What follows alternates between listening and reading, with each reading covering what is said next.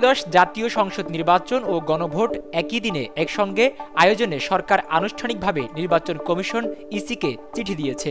শনিবার ইসি সচিব আক্তার আহমেদ এ তথ্য জানান। জুলাই সনদের আইনি ভিত্তি ও গণভোট নিয়ে রাজনৈতিক দলগুলোর মতবিরোধের মধ্যে গেল 13 নভেম্বর প্রধান উপদেষ্টা মোহাম্মদ ইউনূস জাতির উদ্দেশ্যে দেওয়া ভাষণে একই দিনে জাতীয় নির্বাচন ও গণভোট আয়োজনের ঘোষণা দেন। জামায়াতের টিকিট কাটলে জান্নাতের টিকিট কাটা হবে, কোথায় আছে আমাকে বলুক তারা, দেখিয়ে দিক কোথায় আছে, এমন মন্তব্য করেছেন বিএনপির মহাসচিব মির্জা ফখরুল ইসলাম আলমগীর। তিনি বলেন, ধর্মকে ব্যবহার করে রাজনৈতিক ফায়দা নিয়ে নেওয়ার কথা ইসলাম সমর্থন করে না। শনিবার দুপুরে রাজধানীর কাকরাইলে ডিপ্লোমা ইঞ্জিনিয়ার্স ইনস্টিটিউশনের মাল্টিপারপাস হলে এক আলোচনা সভায় প্রধান অতিথির বক্তব্যে মির্জা ফখরুল ইসলাম আলমগীর এ কথাগুলো বলেন।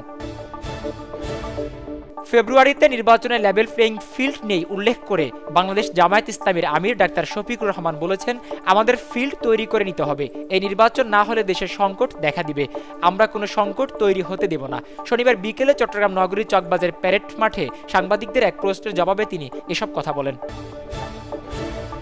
জুলাই গণঅভ্যুত্থানে ক্ষমতাচ্যুত সাবেক প্রধানমন্ত্রী শেখ হাসিনার বিরুদ্ধে দেওয়া মৃত্যুদণ্ডের রায় বাস্তবায়ন হবে ইনশাআল্লাহ, এমন মন্তব্য করেছেন বিএনপির স্থায়ী কমিটির সদস্য সালাউদ্দিন আহমেদ। তিনি বলেন, এদেশের মানুষ যেন তা দেখতে পায় এবং ভবিষ্যতে যারা রাষ্ট্র পরিচালনা করবে তারা যেন মনে রাখে এদেশে স্বৈরাচার ও ফ্যাসিবাদের কোনো স্থান নেই।